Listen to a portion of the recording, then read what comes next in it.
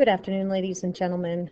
We are going to learn how to solve distance, rate, time word problems. So the formula for distance is rate times time, and as you can see from the equation that d equals distance, r equals the rate or speed, and t is time. The best way to do this is to make a chart, make it a 4-column by 4-row chart, and you can see that 3 of the columns are labeled with a D, R, and T, standing for distance, rate, and time. So here's a word problem that we're going to work on.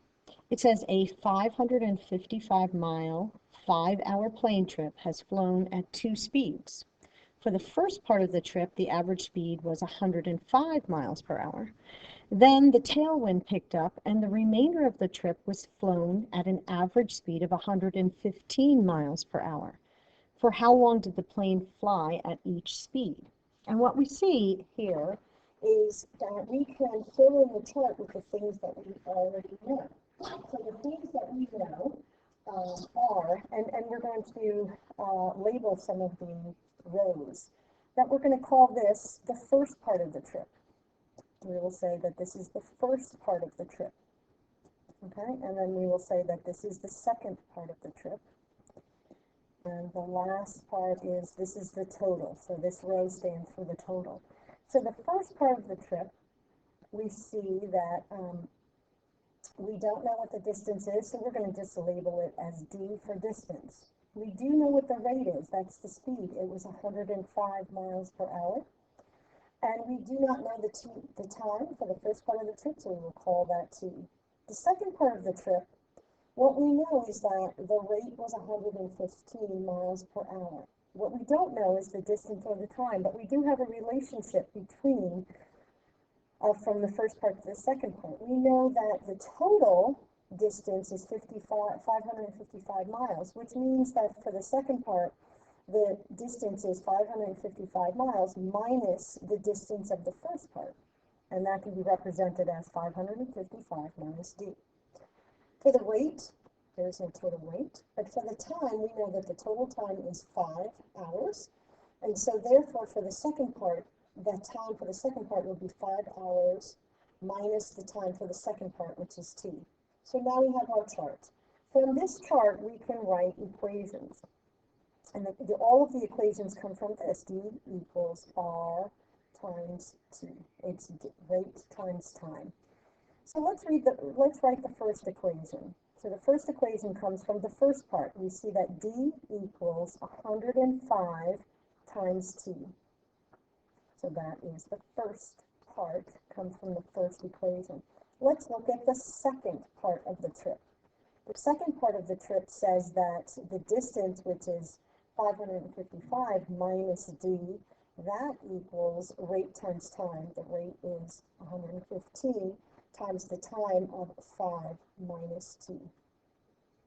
So let's go and simplify the second one. So the second one, let's just do the distributive property for this, okay? That's the distributive property, and rewrite that equation. And we see that 555 minus D equals 575 minus 115T. We can do a substitution from here. Every time we see a D, we can put in this equation right here. We can put in from the first part every time we see a D. So let's rewrite the equation, and it comes out as 555, and instead of putting D, we're going to put 105T equals 575 minus 115T.